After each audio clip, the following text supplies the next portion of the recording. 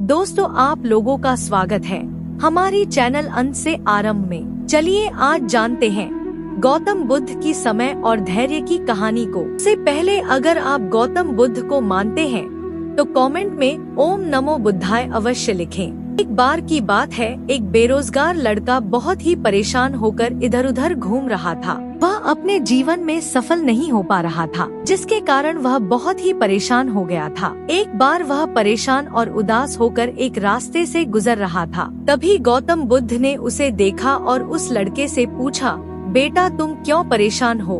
तब उस बेरोजगार लड़के ने कहा, महाराज मैं सोने का कारोबारी बनना चाहता हूँ, मगर मुझे समझ में नहीं आ रहा है कि मैं अपने इस सपने को कैसे साकार करूं। जब भी मैं कोशिश करता हूं, असफल हो जाता हूं। तब बुद्ध ने कहा, चिंता मत करो बेटा, मेरे पास बैठो, मैं तुमको 2 चीजें दे रहा हूं, जिसकी मदद से तुम एक अच्छे सोना व्यापारी बन जाओगे। बुद्ध ने कहा, बेटा अपने दोनों हाथ फैलाओ।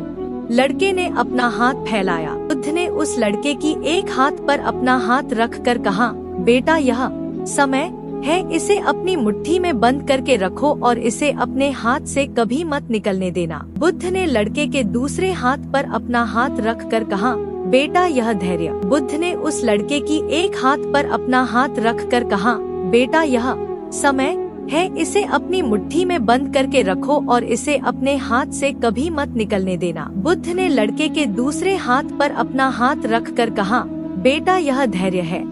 जब तुम्हें लगे कि तुम्हारे किए हुए कार्य सफल नहीं हो रहे हैं, तब तुम धैर्य से अपना कार्य लेना। देखना तुम इन 2 सफलता के मंत्रों को लेकर अपने जीवन में बहुत ही सफल व्यापारी बन जाओगे। अब उस लड़के के समझ में अच्छे से आ गया। वह अपने घर आया और अपने समय का सही सदुपयोग करके सोने का कारोबार चालू किया। देखते ही देखते वह एक बहुत ही बड़ा सोने का व्यापारी बन गया। जब भी उसे अपने व्यापार में घाटा होता, तब वह अपने धैर्य से काम लेता था, जिससे वह अपने व्यापार में हुए घाटे को भी मुनाफे में तब्दील कर देता था। इस तरह से गौतम बुद्ध द्वारा कही गई बातें बिल्कुल सही निकली। समय और धैर्य को अपने सफलता की कुंजी बनाकर आप इस दुनिया में कुछ भी हासिल कर सकते हैं। आई होप आपको इस कहानी को सुनकर अच्छा लगा होगा।